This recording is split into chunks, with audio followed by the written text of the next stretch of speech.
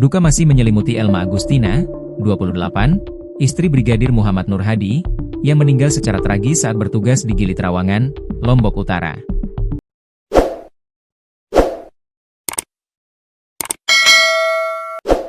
Dari kediamannya di Desa Sembung Narmada, Lombok Barat, Nusa Tenggara Barat, Elma mengenang momen terakhir bersama suaminya, termasuk video call terakhir yang terjadi pada Rabu, 16 April 2025, sekitar pukul 16 WITA, begitu dia sampai di Gili Trawangan, di dalam kamar dia video call.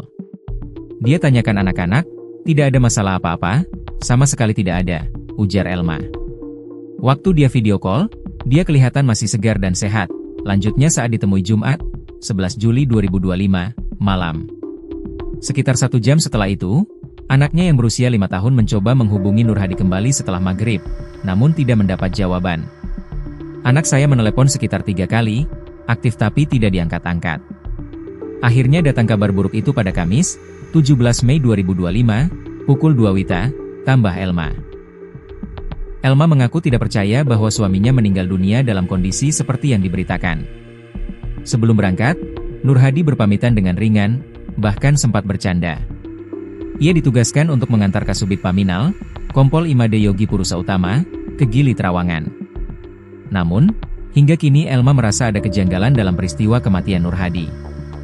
Ia yakin suaminya tidak pernah bermasalah di kantor, apalagi terlibat dalam hal-hal negatif yang disebutkan dalam keterangan polisi.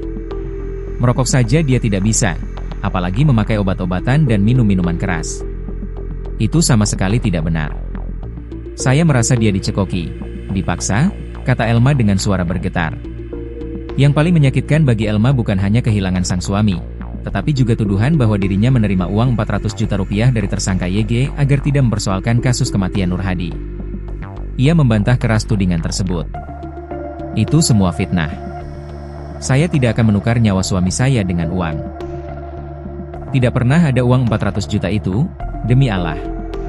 Seperti apa yang 400 juta saja tidak pernah saya lihat, tegasnya. Elma berharap keadilan ditegakkan bagi almarhum suaminya. Ia ingin pelaku diadili dan dihukum sesuai hukum yang berlaku.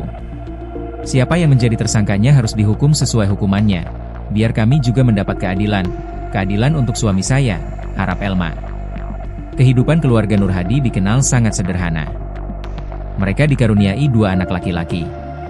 Anak pertama berusia 5 tahun dan si bungsu baru 4 bulan, yang ditinggalkan Nur Hadi sejak masih berusia 1 bulan.